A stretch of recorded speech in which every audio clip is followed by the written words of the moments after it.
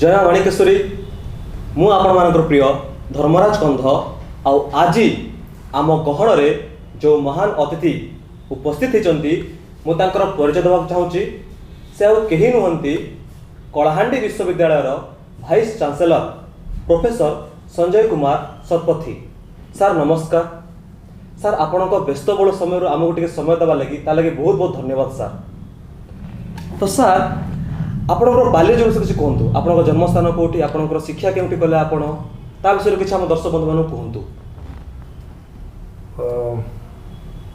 बाल्य जीवन संपर्क रे कहवा गले हूँ अविभक्त कटक जिला तार जगतसिंहपुर बुरीकिना बोली गोटे गाँ से मोर पैतृक स्थान जदिव जन्म हो मोर मामू घरे सुजंग जगतसिंहपुर तो बुरीकिना रे बाल्य समय समुद्र ठल्पघात सप्तथी कूल जन्म शुणी मोर तीन पुरुष पूर्वर से माने पुरी रे थिले पुरी हरीशपुर राजा मोर अणजेजे बापा को नेले जो गाँ बसला से रही पर समुद्र माड़ी आसबार अलग जगह आसिल से केवल चाहाड़ी रे मोर पाठ पढ़ा तबे चाहाड़ी रे मत जे पाठ पढ़ाऊे से जड़े युद्ध फेरंता तांकर गोटे गोड़र अधा नाला तेणु 1.5 गोड़िया मनीषटी मत आ शिखी किंतु जेहेतु से युद्धरे जोग देइथिले तांकर जीवन संपर्क अनुभूति बहुत थिला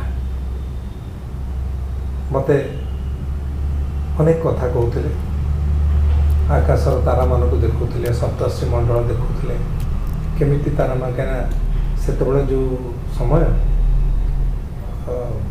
40 मासरे से जन जन को घर को खाइबा को जाती राति आम घर को जब पड़े से संध्या पड़े आसती मैंने बेले बेले रोषे आरंभ हो न था से पड़े आसती केवल मत गप कहवाई तेणु परवर्ती समय मत लगिला जे तांकर 1.5 गोड़ जमी मो सांगे जोड़ी हो जाइए मु 3.5 गोड़े दौड़ू जो दौड़ अन्य मानकर जीवन दौड़ ठार बहुत आगे जेकोसी परिस्थिति को सामना कले जो जिनस को देखिले गोटे अलग प्रकार अनुभव तेरे मु चाहाड़ी पर सीधा सड़क चतुर्थ श्रेणी पढ़ी सुनाबेड़ा चतुर्थ पंचम षष्ठ सप्तम रुकी सप्तम बाकी तक से बोरीकिना अष्टम नवम दशम एकादश भुवनेश्वर शहीद नगर हाईस्कूल बाकी उच्च शिक्षा संपूर्ण रेवेन्सा कॉलेज से विश्वविद्यालय सेठी बाकी 6 वर्ष से 6 वर्षर पाठ पढ़ा सारे 7 वर्ष लगुला 7 वर्ष टी अधिक लगुला तेणु से पाठ पढ़ा सरला से परवर्ती समय मो पीएचडी रेवेन्सा प्रिंसिपल थिले प्रोफेसर जीपी आचार्य पाखे पीएचडी कली चल जीवन स्रोत। तो सर आप स्थान बेलू आप एम कौन थिला?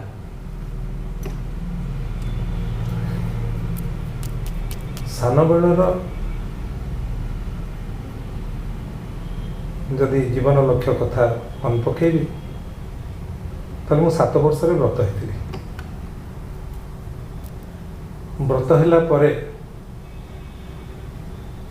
व्रत समय श्रीमद भगवद गीता से दिन पाठ पढ़ा आरंभ कली तापर तो आमिष खाई ना तेणु गोटे भल मनीष हवा ସେଇଟା ହିଁ ମୋର ଜେଜେ ମୋର ବାପା ଏମାନେ ମୋତେ ଶିଖେଇଥିଲେ। ଆଉ ବିଭିନ୍ନ ସମୟରେ ସେମାନଙ୍କର ଯାହା କଥା ତା ଦେହରୁ ଯଦି ଗୋଟେ ଦିପଦ କଥା ମୁଁ କହିବି ସେଟା ହେଲା ତୋର ଫାର୍ଷ୍ଟ କ୍ଲାସ୍ ଫାଷ୍ଟ ହେବା ଦରକାର ନାହିଁ, ମୁଁ ଖୁସି ହେବିନି ସେଥିରେ, କାହିଁକିନା ସେଥିରେ ତୁ ଗ୍ରନ୍ଥ କୀଟ ହେଇଯିବୁ, ବହି ଭିତରେ ବାନ୍ଧି ହେଇଯିବୁ, ଯେତେ କାମ ଆସିବ ସବୁ କରିବୁ, କିନ୍ତୁ ପାଠରେ ଫାର୍ଷ୍ଟ କ୍ଲାସ୍ଟା ଜାରି ରଖିବୁ। ଯେଉଁଠି ଯାହା ଶିଖିବାକୁ ମିଳିବ ସେ ଶିଖିବାରେ ଉଣା କରିବୁ ନାହିଁ। ତେଣୁ ଜୋତା ସିଲେଇଠୁ ଚଣ୍ଡୀପାଠ ପର୍ଯ୍ୟନ୍ତ ସବୁ କାମ ମୁଁ ଶିଖିବାକୁ ଚେଷ୍ଟା କରିଛି। ଆଉ ମାନେ ମୁଁ ଫାର୍ଷ୍ଟ ଟାଇମ୍ ମାନେ କିଏ ଜଣେ ସାର୍ କହୁଛନ୍ତି କି ମୁଁ ସାନବେଳୁ ଏମିତି ଲାଗି ଗୋଟେ ଭଲ ମଣିଷ ହେବି। ସମସ୍ତେ କହନ୍ତି କି ଜଣେ ଡକ୍ଟର ହେବି, ଜଣେ ଇଞ୍ଜିନିୟର ହେବି, ଜଣେ ସାଇଣ୍ଟିଷ୍ଟ ହେବି, କିନ୍ତୁ ସାର୍ଙ୍କ ସାନବେଳୁ ଏମିତି ଥିଲା ଯେ ସାର୍ ଜଣେ ଭଲ ମଣିଷ ହେବେ। ତ ସାର୍ ଆପଣ ଆଜି ଯେଉଁ ସଫଳତାର ଆଜି ଯେଉଁ ଆପଣ ସଫଳତା ପ୍ରାପ୍ତ କରିଛନ୍ତି ତାର ପୁରା କ୍ରେଡିଟ୍ ଆପଣ କାହାକୁ ଦେବାକୁ ଚାହୁଁଛନ୍ତି? ଇଏ ବଡ଼ କଠିନ ପ୍ରଶ୍ନ। କ୍ରେଡିଟ୍ କାହାକୁ ଦିଆଯିବ? ମଣିଷ ହେଉଛି ଗୋଟେ ଋଣାନୁବଦ୍ଧ ପ୍ରାଣୀ। କେମିତି ନା, ଯେତେବେଳେ ମାଆର ଗର୍ଭରେ ମଣିଷ ରହେ, ପିଲାଟିଏ ରହେ, ଅନେକ ଲୋକ ମାଆକୁ ଖାଇବା ପିଇବାକୁ ଦିଅନ୍ତି, କାହିଁକିନା ମାଆଟି ଭଲ ଖାଇଲେ ପିଲାଟି ଭଲ ଖାଇବ, ସୁସ୍ଥ ପିଲାଟି ଜନ୍ମ ହେବ। ଜନ୍ମ ହେଲା ବେଳକୁ ଯିଏ ପ୍ରଥମେ ମାନବୀୟ ସ୍ପର୍ଶ ଦିଏ ସେ ନିଜର ଜେଜେମା, ଆଈ ବା ପିଉସୀ ଏମାନେ କେହି ନୁହନ୍ତି, ସମାଜର ଗୋଟେ ତଳ ସ୍ତରର କହିବ ବା ସାଧାରଣ ସ୍ତରର ମଣିଷଟି ପ୍ରଥମେ ମାନବୀୟ ସ୍ପର୍ଶ ଦିଏ। ତେଣୁ ଯିଏ ପ୍ରଥମ ଜିନିଷ ଯାହା ଦେବ, ପ୍ରଥମ କଥାଟା ସବୁବେଳେ ଗୁରୁତ୍ୱ ବହନ କରେ। ତେଣୁ ମଣିଷଟି ଯେତେ ଉପରକୁ ଯାଉ ଯାହା ହଉ ସେ ଭୁଲିବା ଉଚିତ ନୁହେଁ ଯେ ସବୁବେଳେ ସେଇ ସାଧାରଣ ଲୋକମାନଙ୍କ ପାଖରେ ଋଣୀ। ତାପରେ ଧୀରେ ଧୀରେ ଆଗକୁ ଯିବା ଭିତରେ ମୁଁ ଯାହା ଦେଖିଛି, ମାନେ ସେତେବେଳେ ଗାଁ କଥା, ମୋ ବୋଉ ମୋତେ ନେଇକି ଯାଏ, ଜଣ ଘରେ ଛାଡ଼ିଦିଏ। ସେମାନେ ମୋତେ ଏତେ ଭଲ ପାଇଲେ, ଗୋଟେ ଗାଈଟେ ପାଳିଲେ ମୋତେ କ୍ଷୀର ଦେବା ପାଇଁ, ଆମ ଘରେ ଗାଈ ନଥିଲା, କିନ୍ତୁ ତାଙ୍କ ଘରେ ସେ ଗାଈ ପାଳିଲେ କାହିଁକିନା ମୋତେ କ୍ଷୀର ଖୋଇବେ। ଏଠି କହିବାର ଉଦ୍ଦେଶ୍ୟ ହେଲା ଆମେ ଅନେକ ଲୋକଙ୍କ ପାଖରେ ଋଣୀ। ଆମ ପାଇଁ ମାନେ ମୁଁ ଭାତ ଖାଇଲି, ତରକାରୀ ଖାଇଲି, ରୁଟି ଖାଇଲି, କ୍ଷୀରି ଖାଇଲି, କେତେ ଲୋକଙ୍କ ପାଖରୁ ସେଇଟା ଆସିଛି ତା ଅଜଣା।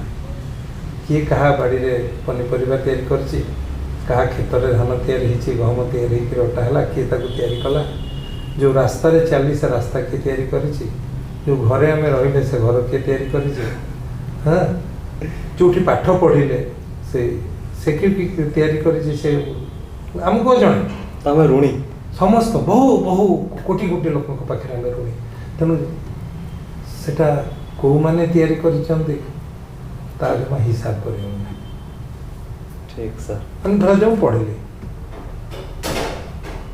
ପଢ଼ିଲା ଭିତରେ କିଛି ଧାଡ଼ି ଏବେ ବି ମନେ ଅଛି, ସ୍କୁଲରେ ପଢ଼ିଥିବା ଧାଡ଼ି ମନେ ଅଛି, ଚାହାଲେ ପଢ଼ିଥିବା ଧାଡ଼ି ମନେ ଅଛି।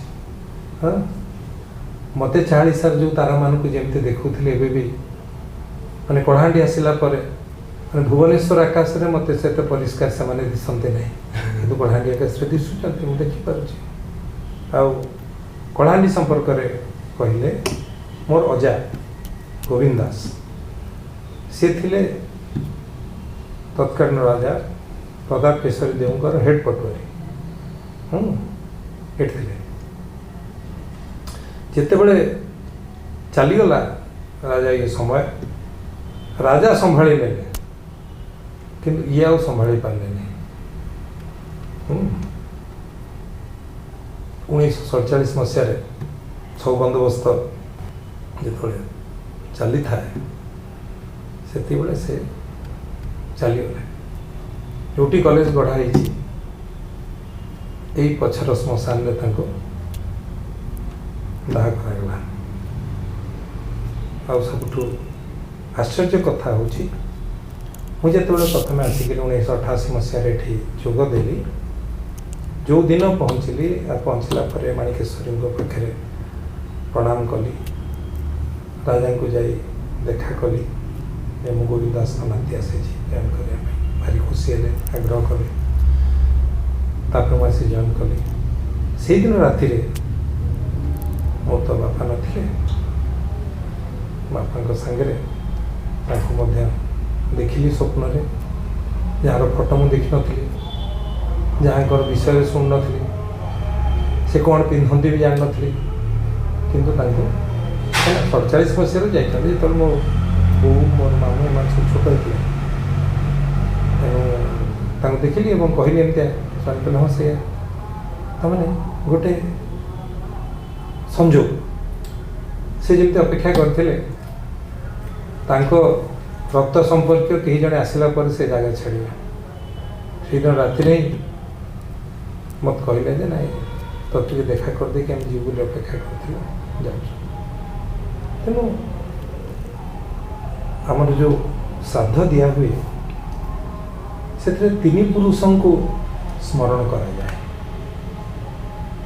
बापा माँ बापांकर बापा माँ माँ कर बापा माँ तांकर बापा माँ बापा माँ बापा माँ बापा माँ ये आम स्मरण कर आम शास्त्र अच्छे केते पुराणा से कहीहबनी किंतु मेंडेल बोली जड़े लोक कहले जे आमर गुणसूत्र 3 पुरुष पर्यंत नहीं तैयारी हुए किंतु से एटा मोर मन अच्छी आम कहवा कथा जे मेंडेलियन लॉ ठू आमर पारंपरिक जो नियम सेटा हजार हजार वर्ष पुराना जो थे आम जमा गुरुत्व देना हो जे यहाँ आमर आम कहीं साथ दू कहीं 3 पुरुष 4 पुरुष कहीं नुहे 3 पुरुष पर्यंत आम कहीं मन पकाऊ सेटा गोटे कथा आ गोटे कथा अच्छी आमर कौन मनीष क्या सागर समान नुहे एमती कि मोर बाम मस्तिष्क मोर दक्षिण मस्तिष्क सागर भी सामान नुहे आ तार प्रमाण है मोर बाँ हाथ बुढ़ा मुठर चिन्ह और डाण हाथ बुढ़ा मुठर चिन्ह सागर भी सामान नुहे कौन चाहे बाँ पट चिन्ह डाण पट चिन्ह सागर सामान नुहे। तो सार आपण जीवन में सब दुख मुहूर्त कौन थी जोटा कि आपको लगुच कि ए दुख तो मुहूर्तटा मो जीवन में बहुत किसी इम्पैक्ट पकई दुख गोटे अपेक्षिक शब्द मु दुख कथा कहले तो प्रथम मो बापा को हरइबा समय टाइम हमको आसो गोटे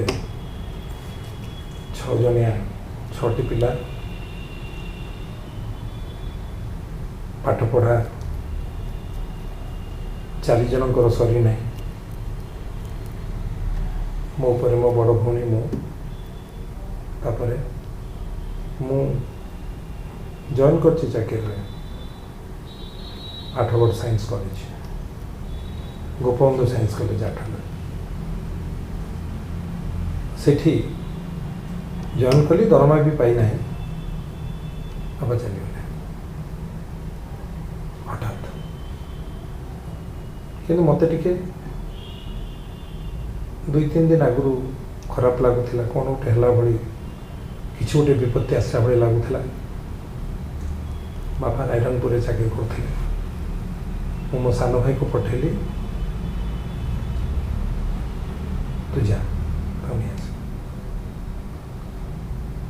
से गला से मानसी ठिकना करदे नहीं आसला मत अति विकल ही कहले तू आज मत हॉस्पिटल नेना रातिटा मुझे तुम सागे रही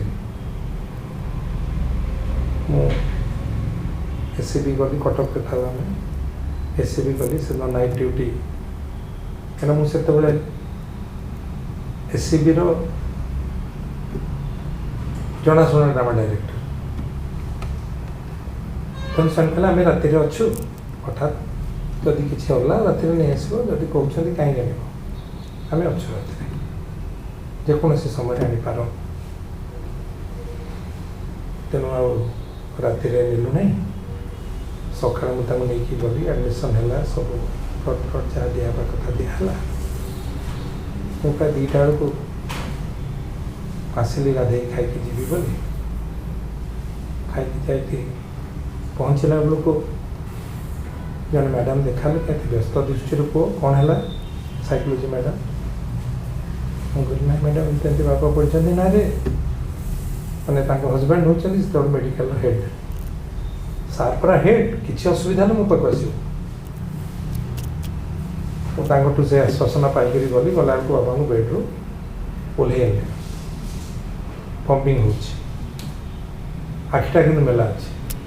ଯେମିତି ମୋର ଆଖିରେ ତାଙ୍କ ଆଖି ମିଶିଲା, ଆଖି ପଡ଼ିଲା।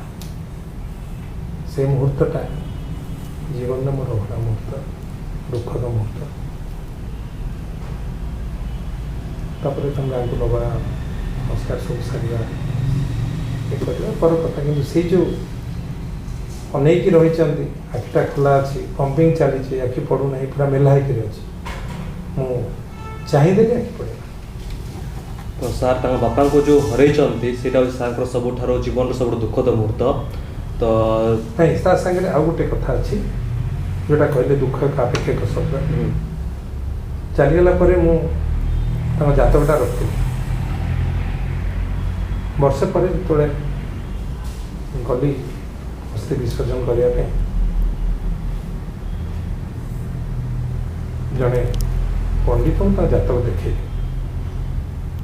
ସେ କହିଲେ ଲୋକ ଅଛନ୍ତି? କହିଲେ ହଁ ଅଛନ୍ତି। କହିଲେ ଆପଣ ମିଛ କହୁଛନ୍ତି। କାହିଁ? ମାନେ ସିଏ ଯଦି ଅଛନ୍ତି ତାହେଲେ ତ ଆପଣ ନଥାନ୍ତେ ନା। କହିଲେ ତାଙ୍କର ଯେଉଁ ଏମିତି ଗୋଟେ ସମୟ ଥିଲା, ଆମ 2 ଜଣଙ୍କର ରାଶି ଗୋଟେ ହେଲା, ସେଇ ଦିନ ସେଇ ସମୟରେ ଯଦି ସିଏ ରହିଯାଇଥାନ୍ତେ ଆପଣ ଯାଇଥାନ୍ତେ। 1 2 ନମ୍ବର କଥା, ଯଦି ବି ରହିଥାନ୍ତେ ସେ 16 ବର୍ଷ ପଡ଼ିଥାନ୍ତେ ବେଡ଼୍ରେ। ତେଣୁ ସେ ଭଲ ଲୋକ। ସେ ତାଙ୍କର କଥା ମଧ୍ୟ ମୋର ମନେ ଅଛି। କହିଲେ ଜଣେ ଯଦି ବର୍ଷ ବର୍ଷ ଧରି ଶଯ୍ୟାଶାୟୀ ହୁଏ, ତାହେଲେ ଅନ୍ୟମାନେ ସିନା ସେବା କରିବେ, ହେଲେ ସେ କଷ୍ଟଟା କ'ଣ କିଏ ନେଇପାରିବ? ତେଣୁ ସେ ଭଲ ଲୋକ ଥିଲେ ବୋଲି ସେ ଚାଲିଗଲେ। ଭାବନ୍ତୁ ଆପଣ ପରିବାର ଅବସ୍ଥା କ'ଣ ହେଇଥାନ୍ତା ଯଦି ଆପଣ ଚାଲି ଯାଇଥାନ୍ତେ, ସିଏ 16 ବର୍ଷ ଧରିକିରି ଶଯ୍ୟାଶାୟୀ ହେଇଥାନ୍ତେ, ତାହେଲେ ପରିବାରର ଅବସ୍ଥା କ'ଣ ହେଇଥାନ୍ତା? ତେଣୁ ସେ ଧାର୍ମିକ ଲୋକ ଥିଲେ। ଭାବିଲେ ବି ଦୁଃଖ ଲାଗୁଛି ସେ ଯଦି ସେମିତି ଘଟିଥାନ୍ତା। ହଁ, ତେଣୁ ସେତେବେଳେ ମୋତେ ଲାଗିଲା ଯେ ଭଗବାନଙ୍କର ଯେଉଁ ଯୋଜନା ସେଇଟା ଭିନ୍ନ, ଆମକୁ ଅଜଣା। ତାପରେ ମୁଁ ଗଙ୍ଗାରେ ପକାଇ ଦେଇଥିଲି ସେ ଜାତକ। କିନ୍ତୁ ଭାବିଲି ଯେ ଆମେ ଯେଉଁଟା ମାନେ କେମିତି ଅନ୍ୟ ପ୍ରକାର କହିବ, ଯେ ସୁଖ ଆଉ ଦୁଃଖ ଭିତରେ ଜଣେ ସିନା ସୁଖକୁ ବାଛିବ, କିନ୍ତୁ ଦୁଃଖ ଆଉ ଅତି ଦୁଃଖ ଭିତରେ କାହାକୁ ବାଛିବ? ଦୁଃଖକୁ ବାଛିବ।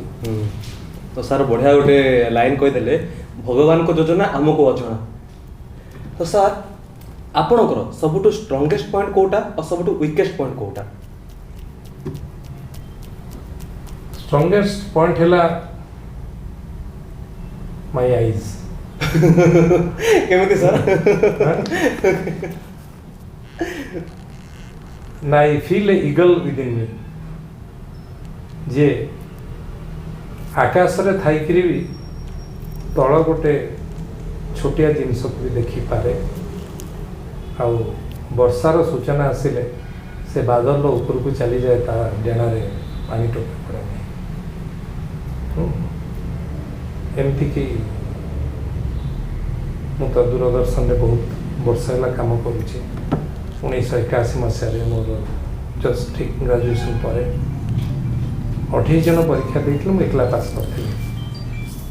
तेणु से कहते संजयटार आमर छंचान ताको गोटे कथा कहीदेले सी कोटी कोटी थी जिनस खोजिक बाहर कर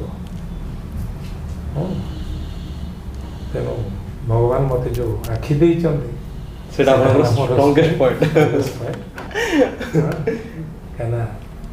आखि खोलीदेले आम जी देखू आखि मुदीदेले ढेर अधिका देखू अनेक लोक से आखि मुदिकी भावराज्य दर्शन को अनेक लोक भाभी पारती नहीं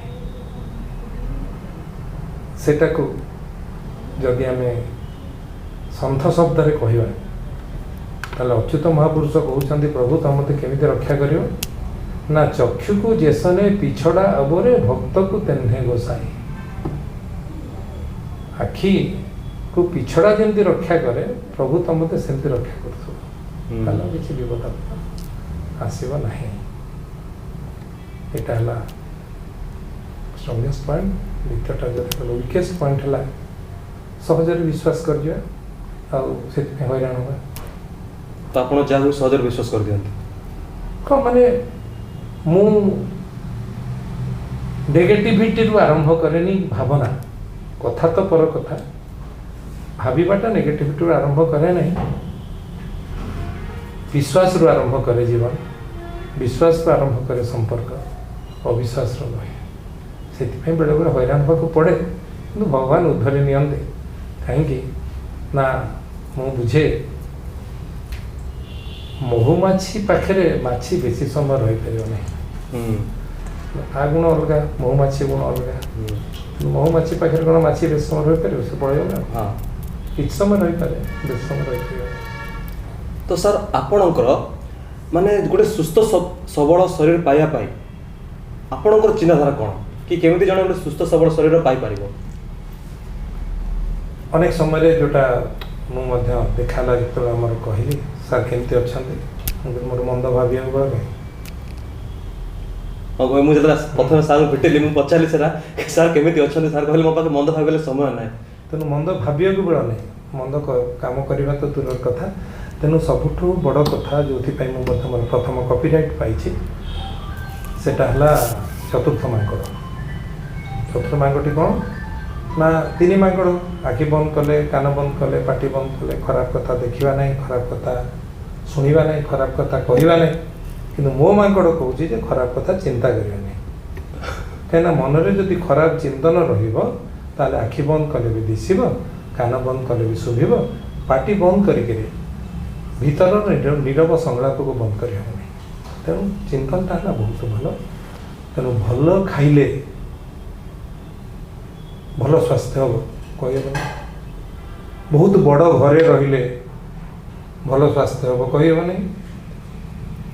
कोटी कोटी टंकार बैंक बैलेंस जड़े रखिकी सुस्थ रही पार कहीपर 5टा सहर में 5टा कोठा रख सुस्थ होगापे कहीपर भल पोशाक पिंध सुनार मास्क पिंध रूपार मास्क पिंध मु सुस्थ हेबी मत कोरोना हम नहीं बोधे हम नहीं किंतु भल चिंताधारा कले चिंताधारा पॉजिटिव रहिबा जने सुस्थ रहि पारिबा सकारात्मक चिंताधारा रहिले आमे सुस्थ रहि पारे सार को लॉजिक माने बहुत यूनिक अच्छी तो सर आपण कलाहांडी यूनिवर्सिटी को कौ रूप देवा चाहते कारण आपण जेबेठू आसिले आपण पूरा सफा सुतरा को ध्यान दौरान क्लासरूम पूरा नीट एंड क्लीन अच्छी पूरा सब जगह जिन पूरा पूरा प्रॉपर रखुंट तो आप कलाहांडी विश्वविद्यालय को क्यों रूप देखा चाहते आगामी दिन में कलाहांडी विश्वविद्यालय तार उड़ाण केते दूर तो भाभी ही हम नहीं तेरे मोर नियम है 100 मीटर 200 मीटर दौड़ाड़ी आ 1000 मीटर दौड़ाड़ी दौड़ गोटे फरक अच्छे 100-200 मीटर दौड़े अनिश्वासी की दौड़े 1000 मीटर दौड़ाड़ी धीर पदक्षेप दौड़े जोर दौड़े से थकीज आ गली पड़ो पहुँची पार नहीं तेणु मोर रास्ता बहुत लंबा ଧୀର ପଦକ୍ଷେପରେ ଦୌଡ଼ୁଛି, ପ୍ରତିଦିନ ଗଣୁଛି, ପ୍ରତିଦିନ ଗୋଟେ ଘଟଣା ପ୍ରବଣ ଦିନ। এই ଯଦି ଆଜିର କଥା ଦେଖିବା, ଆଜି ହେଉଛି ମୋର 117th ଡେ, 117 ଦିନ ହେଲା। ଆପଣ ପୁରା ଗଣିକି ରଖିଛନ୍ତି? ପ୍ରତିଦିନ ସେଟା ମୁଁ ଚିନ୍ତା କରେ, ଆଜି ଆଜି କ'ଣ ହେଲା, ଆଜି କ'ଣ ହେବ, ସେଟା ରାତିରୁ ଶୋଇବା ପୂର୍ବରୁ ଆଜି ଦିନରେ କ'ଣ କ'ଣ ହେଲା, କ'ଣ ରହିଗଲା ସେଟା ଚିନ୍ତା କରିକି ନିଦ ଯାଏ। ସକାଳୁ ଉଠିକିରି ସାଙ୍ଗେ ସାଙ୍ଗେ ଭୂଇଁରେ ପାଦ ଥାପେ ନାହିଁ, ବସିକି ଦେଖା ଦିନଟା କ'ଣ ହେବ, କ'ଣ କ'ଣ ଅଛି, କେଉଁଠି କ'ଣ କରିବାର ଅଛି, କ'ଣ ନୂଆ ସୁବିଧା କ'ଣ ଥାଇପାରେ, ତାକୁ ସବୁ କାହିଁକିନା ଘଟଣାଟା ପ୍ରଥମେ ମୁଣ୍ଡରେ ଘଟିବା ଦରକାର, ତାପରେ ସତ୍ସତିକା ଘଟିବ। ତ କଳାହାଣ୍ଡି ବିଶ୍ୱବିଦ୍ୟାଳୟର ସମସ୍ତ ଛାତ୍ରଛାତ୍ରୀ ଗର୍ବିତ, କଳାହାଣ୍ଡି ଗର୍ବିତ କି କଳାହାଣ୍ଡି ବିଶ୍ୱବିଦ୍ୟାଳୟରେ ଏମିତି ଗୋଟେ ଭାଇସ୍ ଚାନ୍ସେଲର ଆସିଛନ୍ତି, ଏମିତି ଗୋଟେ ଭାଇସ୍ ଚାନ୍ସେଲର ଆମେ ପାଇଛୁ, ତା ଲାଗି କଳାହାଣ୍ଡି ବିଶ୍ୱବିଦ୍ୟାଳୟର ସମସ୍ତ ଛାତ୍ରଛାତ୍ରୀ ଏବଂ ଶିକ୍ଷକ ଶିକ୍ଷୟିତ୍ରୀ ମଧ୍ୟ ଗର୍ବିତ। ତ ସାର୍, ଗୋଟେ ସମସ୍ତ ଶିକ୍ଷକ ଶିକ୍ଷୟିତ୍ରୀକୁ ନେଇକି ଆଗକୁ ବଢ଼ିବାଟା କେତେ ଡିଫିକଲ୍ଟ ସାର୍? ଯଦି ସେ ଭିତରୁ ଯଦି ଜଣେ ବି ବାଇଚାନ୍ସ ଯଦି ଜଣେ ବି କାହାର ଯଦି ଡାଇରେକ୍ସନ୍ ଅଲଗା ହେଇଯାଉଛି, ତେବେ ଆପଣଙ୍କୁ କେତେ କଷ୍ଟ ହେଉଛି ତାକୁ ଠିକ୍ ଡାଇରେକ୍ସନ୍ ନେଇକି କାମ କରିବାଟା? ଗୋଠ ମାତିଲେ ଖଣ୍ଡିଆ ବି ମାତେ, ତେଣୁ ଆମର ସଂସ୍କୃତି ହେଲା ଗୋଠ ସଂସ୍କୃତି, ଏକାଠି ଯିବା। ତ ୟୁନିଭର୍ସିଟି ଯଦି ଉପରକୁ ଚାହେଁ ତାହେଲେ ପ୍ରତ୍ୟେକଙ୍କର ଲାଭ ହେବ, ପ୍ରତ୍ୟେକ ନିଶ୍ଚୟ ଗର୍ବିତ ହେବେ। ଏଠି କେବଳ ଭାଇସ୍ ଚାନ୍ସେଲର ଚାହିଁବ ମୁଁ କରିଦେବି ତା ହେଇପାରିବ ନାହିଁ, ବା ଜଣେ କେହି ଯିଏ ଦାୟିତ୍ୱରେ ଅଛି ଚାହିଁବ ସେ ମୁଁ କରିଦେବି ମୁଁ ହେଇପାରିବ ନାହିଁ। ଏଇଟା ଗୋଟେ ସାମୂହିକ କାର୍ଯ୍ୟ, ତେଣୁ ସମସ୍ତେ ମାନେ ଭିସିଠୁ ଆରମ୍ଭ କରି ଦରୱାନ ପର୍ଯ୍ୟନ୍ତ, ଦରୱାନ ଯଦି ଠିକ୍ ଭାବରେ ନ ଜଗିଲେ ଚୋରି ହେବ ଜିନିଷ, ବିଭିନ୍ନ ପ୍ରକାର ସବୁ ଯେ ଝାଡ଼ୁ କରୁଛି ଠିକ୍ ଭାବରେ ନ କଲେ, ଭିସି 5 ଦିନ ନଥିଲେ ଜଣାପଡ଼ିବ ନାହିଁ, ଝାଡ଼ୁଦାର 2 ଦିନ ନ ଆସିଲେ ଜଣାପଡ଼ିବ। ତେଣୁ ସେ ହେଉଛି ବେଶୀ ଗୁରୁତ୍ୱପୂର୍ଣ୍ଣ ଲୋକ। ତେଣୁ ନିଜ ନିଜର କାମ ଯିଏ ଯାହାର ଠିକ୍ ଭାବରେ ଯଦି କରିବେ ତାହେଲେ ଯେକୌଣସି ଅନୁଷ୍ଠାନ ସେ ବଢ଼ିବ। ଆଉ ସର୍ବୋପରି ମା ମାଣିକେଶ୍ୱରୀଙ୍କର ଆଶୀର୍ବାଦ ଆମ ଉପରେ ଅଛି, ଆଉ ସେ ତ କଥା କୁହା ଠାକୁରାଣୀ, ତାଙ୍କ ଆଶୀର୍ବାଦ ଥିଲେ ଆଉ ଡର କାହାକୁ? ତ ଦୁବକୁ ଦାରୁ କରିପାରିବେ। ତ ସାର୍, ଆପଣ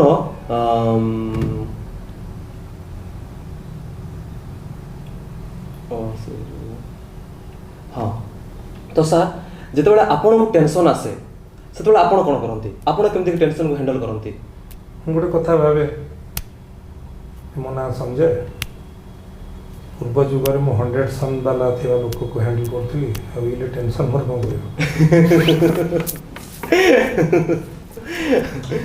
ଧୃତରାଷ୍ଟ୍ରକୁ ଯେ ହ୍ୟାଣ୍ଡେଲ୍ କରୁଥିଲା ତାର ଟେନସନ୍କୁ 100 ସନ୍ ଲୋକ ନା, ତେଣୁ ତା ଭଳି ଲୋକକୁ ଯେ ହ୍ୟାଣ୍ଡେଲ୍ କରୁଥିଲା, ମୋ ନାଁଟା ଯଦି ସେଇଆ, ତାପରେ ମୋ ନାଁଟା ମୋ ବାପା ମା' ତ ବାଛିକି ଦେଇନାହାନ୍ତି, ଇଏ ହେଉଛି ଗୋଟେ ଶୂନ୍ୟ ଦତ୍ତ ନାଁ।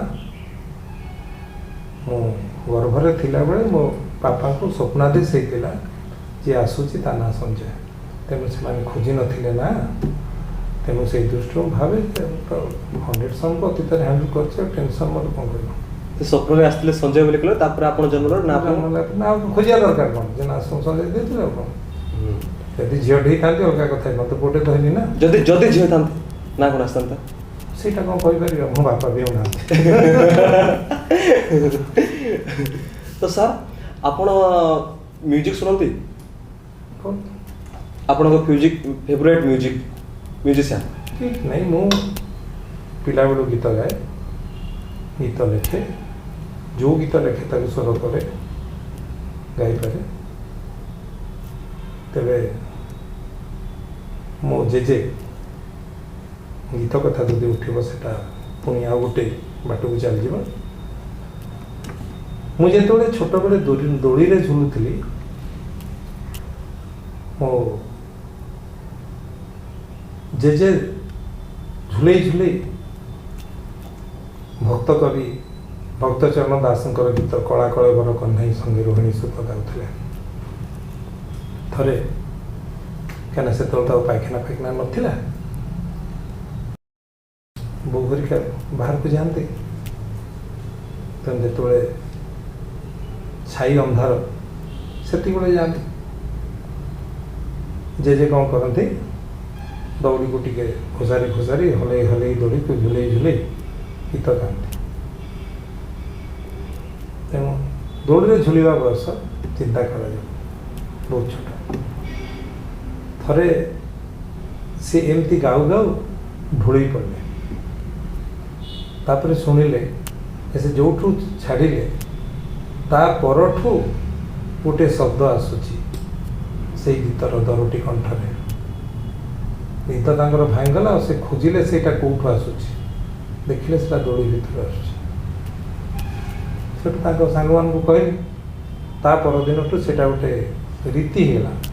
ମାନେ ଦାଣ୍ଡପଟେ ଆସି ଲୋକ ଅପେକ୍ଷା କରିଥିବେ, ବୋଉ କେତେବେଳେ ଯିବେ ତାଙ୍କର ନିତ୍ୟକର୍ମ ସାରିବାକୁ। ସେ ଗଲା ମାତ୍ରେ ଏମାନେ କ'ଣ କରିବେ, ଏ ବୁଢ଼ା ଦଳ ଆସି ବସିବେ, ଜେଜେ କ'ଣ କରିବେ, ଗୀତ ଗାଇବେ, ଅଧାରେ ଛାଡ଼ିଦେବେ, ତାପରେ ଦୋଳି ଭିତରୁ ଯେଉଁ ଶବ୍ଦ ଆସିବ ସେମାନେ ଶୁଣିବେ। ତେଣୁ ଗୀତ ଗାଇବାଟା ମୋ ସାଙ୍ଗରେ ଅଛି। ତ ସାର୍ ଯଦି ଆପଣ ଗୀତ ଗାଆନ୍ତି, ଏବେ ଗୋଟେ ଛୋଟ ଗୀତ ହେଇଯାଉ। ଗୀତ ତ ଅନେକ ଲେଖା ହେଇଛି, ଆଉ ମୁଁ ଗୋଟେ ରେଡ଼ିଓର ଆଠୁବେଳେ ମୁଁ ତ ଟିଭିରେ ବି ବାଜିଛି ବହୁ ଆଗରୁ। এটা কয়ে পারে ফুল কহে নাহি আপনা মহক কেতে মিঠা নিজ সুর কহেনি কইলি আপনার বাস আপে চটই মন কিণে নাহি কেবে বড়েই কারি ফুল কহে নাহি আপনা মহক কেতে মিঠা নিজ সুর কহেনি কইলি। ବହୁତ ସୁନ୍ଦର ଗୀତ ସାର୍, ପୁରା ପୁରା ପୁରା ଗୀତଟା ପୁରା ମାନେ ଲାଗୁଛି ପୁରା ଯୋଉ ଗୀତଟା କଣ୍ଠରୁ ଆସୁନି, ପୁରା ହୃଦୟରୁ ଆସୁଛି, ସେମିତି ପୁରା ଫିଲ୍ ହେଲା। ଗୀତ ଗାଇବା ସମ୍ପର୍କରେ ମୁଁ ଯେତେବେଳେ ଚତୁର୍ଥ ଶ୍ରେଣୀରେ ପଢ଼ୁଥିଲି, ସୁନାବେଡ଼ାରେ ପଢ଼ୁଥିଲି, ସେତେବେଳେ ଗୋଟେ ଆବଶ୍ୟକ ହେଇଥିଲା କିଏ ଜାତୀୟ ସଙ୍ଗୀତ ଗାଇବ। ସେଠି ରାତି 12ଟା ବେଳେ ଫ୍ଲାଗ ହୋଏଷ୍ଟିଂ ହୁଏ ବିଗ୍ ଭିତରେ। ତ ସେତେବେଳେ ସେମାନେ ମୋତେ ବାଛିଥିଲେ, କାହିଁକିନା ମୁଁ ଜାଣିନଥିଲି କେତେ ସମୟରେ ଗାଇବାକୁ ହୁଏ ଜାତୀୟ ସଙ୍ଗୀତ ସେତେବେଳେ। କିନ୍ତୁ ପରେ ଜାଣିଲି ଯେ ସେମାନେ ଯେଉଁମାନଙ୍କର ଟେଷ୍ଟ ମିଳେ ସେମାନଙ୍କ ଭିତରୁ ମୁଁ କେବଳ 52 ସେକେଣ୍ଡ ଭିତରେ ଗାଇପାରୁଥିଲି ଜାତୀୟ ସଙ୍ଗୀତ। ତେଣୁ ମୁଁ ଶିଖିନାହିଁ, କିନ୍ତୁ ପ୍ରତିଦିନ ଗୀତ ଗାଏ। ପ୍ରାୟ ରାତିରେ ସବୁ କାମ ସାରିଲା ପରେ ଗାଧୁଆ ପାଧୁଆ ସାରି ପ୍ରଭୁଙ୍କୁ ଶୁଣାଏ ଗୀତ ଗୋବିନ୍ଦ, ତାପରେ ଖିଆପିଆ କରି ଶୋଇବାକୁ ଯାଏ। ତ ସାର୍ ଗୋଟେ ଛାତ୍ର ପାଇଁ କ'ଣ କ'ଣ ଜିନିଷ ନିହାତି ରହିବା ଆବଶ୍ୟକ, ତେବେ ତ ଆମେ ତାହାକୁ ଯାଇ ଗୋଟେ ଛାତ୍ର କହିପାରିବ। ଗୋଟିଏ ଜିନିଷ ରହିବା ଦରକାର, ଶିଖିବାର ମନୋବୃତ୍ତି, ନମ୍ରତା ସହିତ ଶିଖିବାର ମନୋବୃତ୍ତି ଆଉ ନମ୍ରତା ସହିତ ଶିଖିବାର ମନୋବୃତ୍ତି, ତେବେ ତାହାକୁ ଆମେ ଛାତ୍ର କହିପାରିବା ନିଶ୍ଚୟ। ତେଣୁ ମୁଁ ଏପର୍ଯ୍ୟନ୍ତ ମଧ୍ୟ ନିଜକୁ ଶିକ୍ଷକ ବୋଲି ଭାବି ନାହିଁ। ମୁଁ ଜଣେ ଛାତ୍ର, ପ୍ରତିଦିନ କିଛି ପଢ଼େ, କିଛି ନୂଆ କଥା ଜାଣିବାକୁ ଚେଷ୍ଟା କରେ, ପୁରୁଣା ଯାହା ଜାଣିଛି ତାହାର ନୂଆ ବିଶ୍ଳେଷଣ କ'ଣ ହେବ ତା ଭାବିବାକୁ ଚେଷ୍ଟା କରେ ଏବଂ ପ୍ରତିଦିନ କିଛି ଶିଖେ। ତ ସାର୍ ଏ ଗଛ ଉପରେ କିଛି କୁହନ୍ତୁ ସାର୍। ଏ ଗଛ ଆପଣ ଯେତେବେଳେ କହିଲେ କି ଏଇଟା ଗୋଟେ ୟୁନିକ୍ ଗଛ, ତେବେ ଏ ଗଛ ଉପରେ କିଛି ଆପଣ କୁହନ୍ତୁ। ଏ ଗଛ ହେଲେ କୃଷ୍ଣ ବଟ। ଏ ବଟର ସବୁ ପଛପଟ ପତ୍ର ଏମିତି ଲାଗିଛି। ହଁ ସାର୍। ଆଉ ଯାହା ମୁଁ ଶୁଣିଛି ଯେ ଏ ଗୋପର ବଟ ଏମିତି ବଟ ସେଠି ଯେଉଁ ଥିଲା ସେତେବେଳେ ତ ଚାମଚ ନଥିଲା, ଏଇ ବଟପତ୍ରରେ କୃଷ୍ଣଙ୍କୁ କ୍ଷୀର ପ୍ରଭୁଣି ପିଇବାକୁ ଦିଆହେଉଥିଲା। ଏ ବଟପତ୍ରରେ ଏମିତିଆ ପତ୍ରରେ ଏମିତିଆ ଏଇ ପତ୍ର। ତ ନୁହେଁ, ଏଇଟା କୋଉଠୁ ଆସିଛି ସେଟା ତ ମୁଁ ଯୋଉଠୁ ଆଣିଛି ଜାଣିଛି, ସେ ଗୋଟେ ପଟ କୋଉଠୁ ଆସିଲେ ମୁଁ ଜାଣିଛି, ହଁ କିନ୍ତୁ କୃଷ୍ଣପଟ୍ଟର ଇଂରାଜୀ ନାମ ତ ସେୟା। ଆଉ ଏଇ ବଟମ ହେଉଛି ସେ ବିଶେଷତ୍ୱ ସେୟା, ଏ ଗୋଟେ ଚାମଚର କାମ ଆକୃତିର, ହଁ, କରିପାରେ। ଚାମଚ, ହଁ। ଆଉ ଏଇଠି ଏଇ ପତ୍ରଟା ଦେଖିଲେ ଭଲ ଭାବରେ ଜାଣି ହେବ। ହଁ ଏ ପତ୍ରଟା। ତାପରେ ସାର୍ ଏ ଗଛଟା ଏଇଟା ହେଉଛି ଅମରପୁରୀ। ଆମର କୋଇ ଗଛ। ତ ଅମରପୁରୀ ସାର୍ ଗଛ ଆକୁ ପିଲାବେଳେ ବହି ଭିତରେ ରଖିଦେଲେ ଗଜା ହେଇଯାଏ ତ, ହଁ। ତା ଲାଗି ଆପଣ ଗୋଟେ ସ୍ପେଶିଆଲ ଲାଭ ସେ ସ୍ପେଶାଲ ମାନେ ବିଶେଷ ତା ପ୍ରତି ଦୁର୍ବଳତା, କାହିଁକିନା ବହି ଭିତରେ ରହିଲେ ପତ୍ର ଗଜା ହେଇଯାଉଛି କିନ୍ତୁ ମନ ଗଜା ହେଉନି ଅନେକଙ୍କର।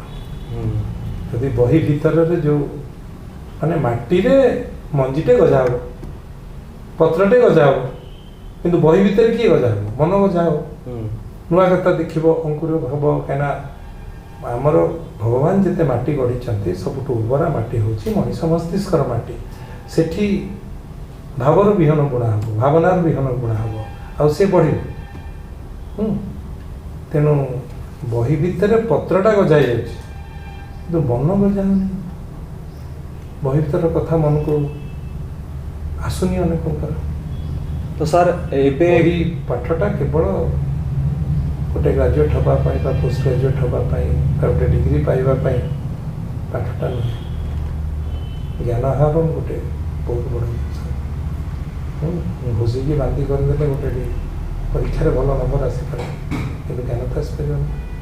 ଯଦି ସେ ହେଉଥାନ୍ତା ତାହେଲେ ଏ ଯେଉଁ ଅନେକ ଗ୍ରାଜୁଏଟ୍ ପୋଷ୍ଟ ଗ୍ରାଜୁଏଟ୍ ସେମାନେ ସମାଜ ବିରୋଧୀ କାମ କେମିତି କରନ୍ତେ?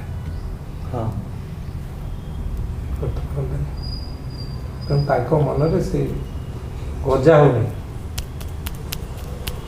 ହେମନ୍ତ ଭୂଇଁ ହଁ ଚାକୁଣ୍ଡା ବୁଣିଲେ ଉଠାଇ ନାହିଁ। ସେମିତି ମନ ଯଦି ହେବ ତାହେଲେ କ'ଣ କରିବା? ତ ସାର୍ ଆଉ ଟିକେ ପୂର୍ବରୁ ସାର୍ ଯେତେବେଳେ ଆସିଲେ, ଆପଣ ତାଙ୍କୁ ଯେତେବେଳେ ସେ କହିଲେ ମୋତେ ବ୍ଲଡ଼ ପ୍ରେସର ଟିକେ ହାଇ ହେଇଯାଇଛି, ଆପଣ ତାଙ୍କୁ ଗୋଟେ ମେଡ଼ିସିନ ଦେଲେ, ସେ ମେଡ଼ିସିନ ଉପରେ କ'ଣ ସାର୍ କିଛି କୁହନ୍ତୁ? କାରଣ ଆଜିକାଲି ବହୁତ ଜଣ ବ୍ଲଡ଼ ପ୍ରେସର ରୋଗରେ ପୀଡ଼ିତ ଅଛନ୍ତି। ବ୍ଲଡ଼ ପ୍ରେସର ଗୋଟେ ବହୁତ କମନ୍ ଡିଜିଜ୍ ଭଳିଆ ହେଇଗଲାଣି ସାର୍। ତ ଆପଣ ସେ ରୋଗକୁ କେମିତି ଦୂର କରାଯାଇପାରିବ ସାର୍? ସେଇଟା ପୁଣି ଭାବନାର କଥା। ଆମେ ଜୋରରେ ତିନି ଚାରି ମହଲା ସିଡ଼ି ଉଠିକି ତଳକୁ ଓହ୍ଲେଇ ଆସିଲା ବେଳକୁ ଆମ ବ୍ଲଡ଼ ପ୍ରେସର ଅଲଗା ହେବ। ବ୍ଲଡ଼ ପ୍ରେସରର ଗୋଟେ ଭଲ ଯେଉଁ ବୃକ୍ଷ ସାଙ୍ଗରେ ସେଇଟା ସଂଶ୍ଳିଷ୍ଟ ହେଲା ପାତାଳ ଗୋଡ଼। ସେଇ ପାତାଳ ଗୋଡ଼ ରସ ଦିଆହେଲା। ଆଉ ଗୋଟେ ଔଷଧ ମୋର ଅଛି ହଳଦୀ, ଟମାଟୋ ଟିଂଚର, କୁର୍କୁମା ଲଙ୍କା। ସେଥିରେ ତ ଅନେକ ଲୋକ ଭଲ ହେଇଛନ୍ତି। ଏମିତି ଉଦ୍ଦେଶ୍ୟଟା ସ୍ପଷ୍ଟ। ଛୋଟିଆ ଛୋଟିଆ ଜିନିଷ କିଛି ଜାଣିଥିବା ଯେଉଁଥିରେ ଅନ୍ୟମାନଙ୍କୁ ଅସୁବିଧାରେ ସାହାଯ୍ୟ କରିବ। ଆଉ ଦ୍ୱିତୀୟ କଥା ହେଲା, ଏଇଲେ ଭାଇସ୍ ଚାନ୍ସେଲର ହିସାବରେ ପିଲାଙ୍କୁ କ'ଣ ଶିକ୍ଷା ଦିଆଯାଉଛି? ଯଦି ହୁଏ ପ୍ରଶ୍ନ ପ୍ରଥମ କ୍ଷେତ୍ର କନଭୋକେସନ୍ ହେବ, ସେ ପୂର୍ବରୁ ସବୁ ଗ୍ରାଜୁଏଟ୍ ଆଉ ପୋଷ୍ଟ ଗ୍ରାଜୁଏଟ୍ ମାନେ ଫାଷ୍ଟ ଏଡ୍ ନିହାତି ଶିଖିଥିବେ ବୋଲି ମୋର ଇଚ୍ଛା। ମାନେ କେଉଁଠି ଗୋଟେ କାହାକୁ ସାପଟେ କାମୁଡ଼ିଦେଲା, ଗାଁକୁ ଯାଇଥିବ, କି ଗୋଟେ ପଡ଼ିଗଲା, ତା'ର ଗୋଡ଼ ଭାଙ୍ଗିଗଲା, ତାକୁ ଯଦି ସାଙ୍ଗେ ସାଙ୍ଗେ ବା କାହାର ହାର୍ଟ ଆଟାକ୍ ହେଲା, ତାକୁ କେମିତି ପମ୍ପିଂ କରିବ? ନହେଲେ ତୁମେ ତ ମୁର୍ଦାଟା ନେଇକି ଆସିବ ହସ୍ପିଟାଲ। ଗୋଡ଼ ଭାଙ୍ଗିଗଲା, ସାଙ୍ଗେ ସାଙ୍ଗେ ତାକୁ ଯଦି ବାଡ଼ି ଦେଖି କରି ରଖିଦେବ, ତାହେଲେ ତୁମେ ସୁବିଧାରେ ତାକୁ ସଜାଡ଼ି ହେବ। ସେତିକି ଯଦି ଗୋଟେ ପିଲା ନ ଜାଣିଛି, ତାହେଲେ ସେ କି ଗ୍ରାଜୁଏଟ୍ କି ପୋଷ୍ଟ ଗ୍ରାଜୁଏଟ୍? ତେଣୁ ଫାଷ୍ଟ ଏଡ୍ ସମସ୍ତେ ଶିଖିବା ହେଉଛି, ଶିଖନ୍ତୁ ବୋଲି ମୋର ଇଚ୍ଛା। ମୁଁ ଚାହିଁବି, ଜାଣିନି କେତେ ଦୂର ସଫଳ ହେବି, କିନ୍ତୁ ଏଇ ସାଧାରଣ ଜ୍ଞାନ ଟିକେ ନିହାତି ଦେବା ପାଇଁ ଚେଷ୍ଟା କରିବି, ଯେମିତି ସେମାନେ କୌଣସି ଗୋଟେ ଜାଗାରେ ସମାଜର କିଛି ମଙ୍ଗଳରେ ଆସିବେ।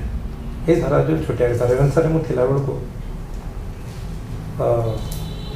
100 ଜଣ ଝିଅଙ୍କୁ ମୋ ସବଜେକ୍ଟର ଡାକିଲି, ଚାଲ ରକ୍ତ ଦେବ।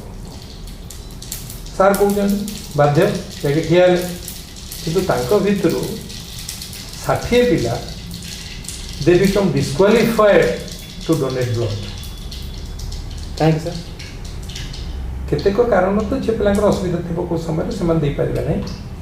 ବାକି କିଛି सेमानंकर जेतिकी वेट ओजन थिबा कथा सेतिकी ओजन नथिला 40 केजी रु कम ओजन किंतु सेठी कथा है रक्त दान करी कि नहीं सेटा मोर इच्छा थी किंतु जेकोसी मुहूर्त रक्त नवा तेणु ये दान कर रक्त नबार तापाई रक्त कड़ आस किंतु आम रक्त नेला बेलू विकल ही समस्त गोड़ धरवा दियो दियो किए गछ किए गछ मत साहय कल किंतु दान कला बेलू नाई नहीं मुझे देवी नहीं जदि साहाय्य दरकार अच्छी मु आगुरी साहाय्य करवा दरकार बुणी थे पाइब ना न बुणी थे कौन रहा तो सर जड़े मनीष सफलता केमी पाइपर सर सफलता पाइबार उपाय सॉक्रेटिस बोली जने बहुत ज्ञानी लोक थे निरा तुम भाई जन युवक तुम पचारा आज्ञा सफलतार चाबिकाठी मत देवे मुझे जहाँ करुच्ची विफल हो ठीक है तू जा कल सका आस सॉक्रेटिस जो मानिगले जे सका आसो से सब पूरा अधीर हो गला निश्चय मत मिल सफलता चाबिकाठी से राति शोई पारे सेठू रातसारा जगी सका आसिक पहुँची गला फिर भोर भोर सॉक्रेटिस जो कबाट खोलिकी बाहर से जगी आज्ञा चाबिकाठी आस मो पछ पछ सॉक्रेटिस प्रतिदिन सका बुला करती चलती सका चल ये भी चलला यार कि अभ्यास ना कि समय पर धईसई होगला सॉक्रेटिस जोर जोर चलते गोटे नई पाखे पहुँचले नई भितर को गले ये भी भितर गला उड़ा गुटी लुचेक रखी नई भितर मत धीरे धीरे देदेव सब लोग देखिए ना सफलता समस्त दे सेठू नई भितर पशिला जमी नई भितर पशि कि समय पर हठात सॉक्रेटिस बुली पड़े आउ ता बेक को धरिकी पूरा पानी भितर बुड़े देले आमको जो गाँ गले कहते सिंगीबुड़ा देले से सेठू पूरा अणनिश्वास होगला तापर तो घुसारी घुसारी घुसारी घुसारी पानी पीगला अणनिश्वास होगला आनले कूल को आनले से उल्टे देले ता पिठी चिपिले पानी भग भग बाहरला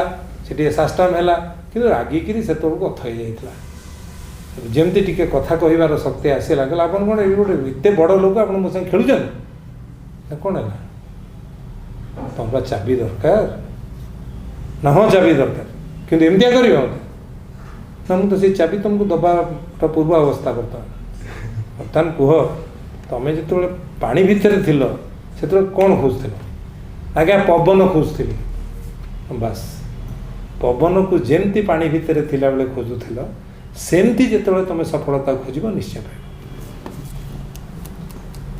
तो सर शेष आमर इंटरव्यू समाप्त करवा तो सर कलाहांडी विश्वविद्यालय समस्त छात्र छात्री को आपण कौन कहना चाहते प्रथम कथा सफा सुतरा निश्चय रहिबो सुस्थता को जगिबो सांप्रतिक समय रे पृथ्वी पाई सबु युवक युवतींकर पाई कथा हैला समस्ते सुस्थतार नियम मानिबो कहना जदि देहटी सुस्थ नुहे ताहले तुम किछि कर पारिबो नहीं देहर सुस्थता पर मनर सुस्थता सेटा रहिबा दरकार चतुर्थ मांकड़ तापर कथा है प्रतिदिन गोटे शिखिबार दिन हो मन भितर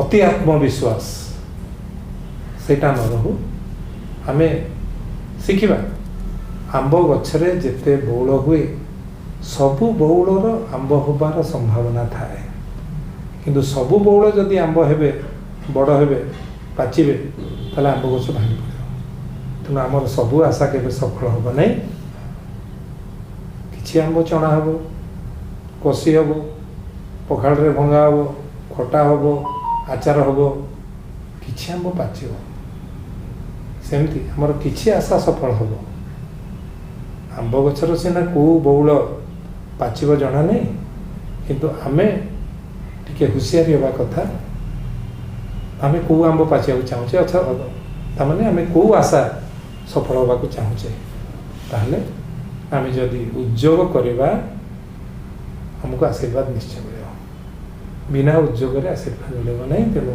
ପିଲାଙ୍କ ପାଇଁ କଥା ହେଲା ତମେ ଉଦ୍ୟୋଗ ଜାରି ରଖ, କିଛି ଘଟଣା ନ ଘଟିପାରେ, କିଛି ଜାଗାରେ ସଫଳତା ନ ଆସିପାରେ, କିନ୍ତୁ ସାର୍ କେତେ ଜଣ ମାନେ ଚେଷ୍ଟା କରୁଛନ୍ତି କିନ୍ତୁ ସଫଳତା ନ ପାଇଲେ ଟିକେ ହାରାସମେଣ୍ଟ ହେଇଯାଉଛନ୍ତି, ତାଙ୍କୁ ଆପଣ କ'ଣ କହିଲେ ଚାହୁଁଛନ୍ତି? ସେଇଟା କହିଲି ଆମ୍ବ ଗଛର ସବୁ ବଉଳ ଫଳ ହବନି, କିନ୍ତୁ ସେମାନେ ଚେଷ୍ଟା କରୁଛନ୍ତି ସାର୍, କିନ୍ତୁ ସେମାନେ ଚେଷ୍ଟା କରୁଛନ୍ତି କି ସଫଳତା ପାଇବେ ବୋଲିକି। ମଣିଷ ସବୁବେଳେ ଭାବେ ଯେ ମୁଁ ଯାହା କରୁଛି ଠିକ୍ କରୁଛି, କିନ୍ତୁ ଯେଉଁ ଚେଷ୍ଟା କରୁଛନ୍ତି ଠିକ୍ ଚେଷ୍ଟା କ'ଣ ତାଙ୍କୁ ଜଣା? ଉଦାହରଣ ଦେଉଛି, ମୁଁ ରମାଦେବୀ ମହାବିଦ୍ୟାଳୟରେ ଚାକିରି କରୁଥିଲି। ଜଣେ ବାପା ଆସିକିରି କହିଲେ ଆଜ୍ଞା ମୋ ଝିଅ କ'ଣ ଫେଲ୍ ହେଇଛି?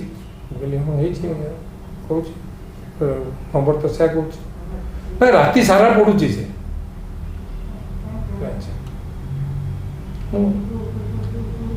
ସବୁଠି ଭୁଲ ହେଇପାରେ, ତେଣୁ ମୋ ମନକୁ ପ୍ରଥମେ ଆସିଲା ତଳ ପିଲାର ନମ୍ବର କି ଉପର ପିଲାର ନମ୍ବର ତା ନମ୍ବରରେ ଚଢ଼ି ଯାଇଛି କି ଟିକେ ଦେଖିଦେବା। ସେଇଟା ଦେଖିଲି ଠିକ୍ ଅଛି, ତାପରେ ବୋଲି ଖାତାରେ ଯେଉଁ ନମ୍ବର ଅଛି ସେଇଟା ଭୁଲ ଚଢ଼ିଛି କି? ଖାତା ଦେଖିଲି, ଖାତା ଦେଖିଲା ପରେ ଜାଣିଲି ଯେତିକି ନମ୍ବର ଦିଆଯାଇଛି ସେଇଟା ବେଶୀ ନମ୍ବର ଦିଆଯାଇଛି, ମୁଁ ଖାତା ଦେଖିଥିଲା କେଉଁ ନମ୍ବର କରିଥାନ୍ତା। ସେଇଟା ନ ଦେଖେଇଲିନି, ମୁଁ କହିଲି ଟିକେ ୟାକୁ ବୁଦ୍ଧି ଶିଖେଇବା ଦରକାର। ମୁଁ ଗଲି ଖାତାର ଚତୁର୍ଥ ପେଜ୍ଟା ଖୋଲି ଦେଇକି ଧରିକି କହିଲି 3ଟା ଖାତା ଦେଖିଲି। ମୁଁ କହିଲି ଝିଅ ଭିତରୁ ବାଛ କେଉଁ ଖାତାଟା ତୋର? ସେଠୁ ଯେଉଁଟା ବହୁତ ଭଲ ହ୍ୟାଣ୍ଡ ରାଇଟିଂ ଥିଲା କହିଲା ଏଇ ଖାତାଟା ମୋର। ଜମା ସେ ଖାତା ତମର ନୁହେଁ, ସବୁଠୁ ଗୋଟେ କଦର୍ଯ୍ୟ ହ୍ୟାଣ୍ଡ ରାଇଟିଂ, ସେ ଖାତାଟା ତମର। ତାପରେ ମୁଁ ତାକୁ କହିଲି ଯେ ମାମା ବର୍ତ୍ତମାନ ଗୋଟେ କାମ କର, ତମେ ଯେଉଁ ଲେଖିଛ ତମ ଖାତାରେ ସେଥିରୁ ମୋତେ 4 ଧାଡ଼ି ପଢ଼ିକି ଶୁଣାଅ। ଧର୍ମରାଜ ଆଶ୍ଚର୍ଯ୍ୟ ହେବ ଯେ ସେ ପଢ଼ି ପାରିଲା ନାହିଁ। ବାପା କିନ୍ତୁ ଯୁକ୍ତି କରୁଛନ୍ତି ଯେ ମୋ ଝିଅ ରାତି ସାରା ପାଠ ପଢ଼ୁଛି, ଆଜ୍ଞା ଚା 10 କପ୍ ପିଇ ଦେଉଛି ରାତିରେ, ନିଦ ହେବ ନାହିଁ ବୋଲି। ସେଇଟା ପାଠ ପଢ଼ିବାର ବାଟ ନୁହେଁ। ତେଣୁ ଏଇ ଧର ଯେଉଁ ପରୀକ୍ଷା ପୂର୍ବ ଦିନ ଯଦି ଅନିଦ୍ରା ରହେ ତାହେଲେ ପରୀକ୍ଷା କ'ଣ ଠିକ୍ରେ ଦେଇପାରିବ? ନୁହେଁ।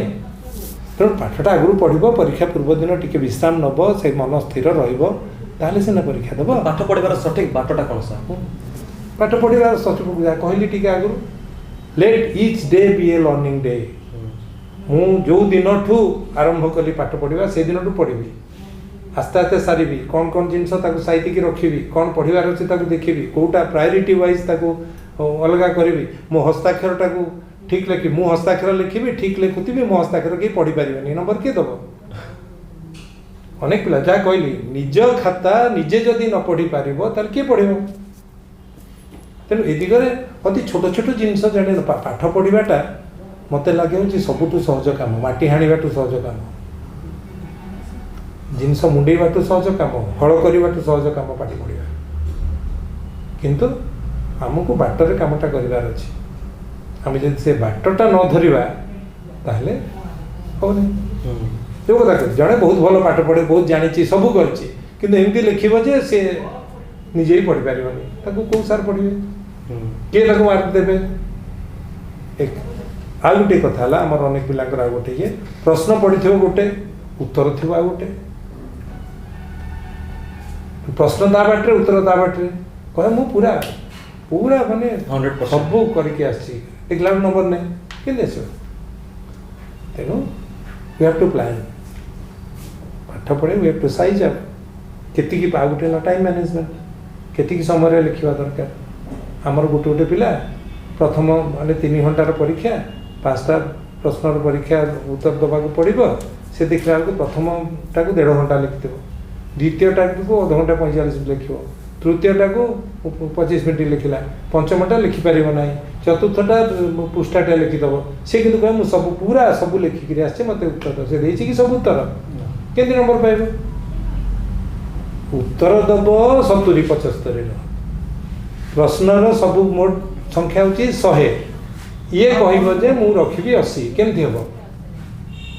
ଆମର କିଛି ପିଲାଙ୍କର ଅସୁବିଧାଟା ହେଉଛି ସେଠି, ସେମାନେ ନିଜକୁ ସଜାଡ଼ିବା ଉଚିତ, ପରୀକ୍ଷା ଅନୁସାରେ ନିଜକୁ ପ୍ରସ୍ତୁତ କରିବା ଉଚିତ, ତେବେ ଯାଇ ହେବ। ତ ସାର୍ ପିଲାକୁ ସଜାଡ଼ିବାରେ ବାପା ମାଆଙ୍କର କେତେ ରୋଲ୍ ରହୁଛି ସାର୍? ये जो बापा आसी कहले मुझे कहली जे आज्ञा से पढ़ुची जे सर आप देखी से कौन पढ़ुचे କାରଣ ବାପା ତ ବିଶ୍ୱାସ କରୁଛନ୍ତି କି ମୋ ଝିଅଟା ପଢୁଛି किंतु केबे देखी ना कौन पढ़ुची पढ़ुची ना मोबाइल क्या सागर कथा होची आ सबुठ इंटरेस्टिंग है मुझे जोटा गोटे दुटा जगह जानी बहीटा सीधा पढ़ुची ना उल्टा रखिकी पढ़ुची माँ देखेनी हाँ मुह गोटे आड़े ये बस गोटे आड़े कम कर गोटे बही मुहटा खोला थी बापा माँ जानवे जो पिला मैंने पूरा पाठ पढ़ुची ओह कि ରାତି ସାରା ପୁରା राति सारा पाठ पढ़ुची ତ ସାର୍ ଆପଣଙ୍କ ପୁଅ ଝିଅକୁ ଆପଣ କ'ଣ କରିବାକୁ ଚାହୁଁଛନ୍ତି ଆପଣଙ୍କ ପୁଅ ଝିଅକୁ ଆପଣ କ'ଣ ମାନେ କ'ଣ ହେବାକୁ ଚାହୁଁଛନ୍ତି ଯେ ଆପଣ କ'ଣ ଚାହୁଁଛନ୍ତି ସେମାନେ କ'ଣ ହୁଅନ୍ତୁ मो पुओ झील तो प्राय हवा अवस्था को आसीगले प्लानिंग कर नहीं मो झील हूँ फाइनेंशियल मार्केट मैनेजमेंट उपर इंडिया रो प्रथम बैच रो student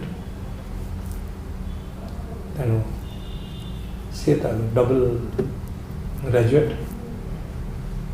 post graduate in financial management financial research तेणु सी तार गोटे लाइन अच्छी झील पुओ हूँ आयुर्वेदिक पढ़ुची वर्तमान तृतीय वर्षर छात्र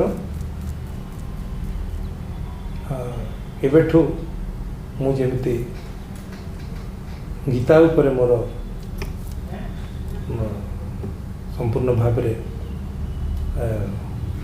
संपृक्ति सेमिति तार संपृक्ति चरक संगीता सांगरे उद्देश्य 5 वर्ष भितर से चरक संहिताटा पूरा मन में कब्जा कले कहीं अनेक रोगर आम अनेक समय मूलटा न देखिकी खाली सामान्य उपशम पर चेष्टा करूँ किंतु मूलटा केमती जानिकी ताकू रोगी को ठिकाना कर से बाटपाई चरक संहिता हूँ गोटे पृथ्वीर चमत्कार ग्रंथ से ताऊपर चेष्टा करुचे बेले बेले मत पचारुचे नुआ नुआ गछ संपर्क में मुझे शिखौची जनाऊँची बापू पचार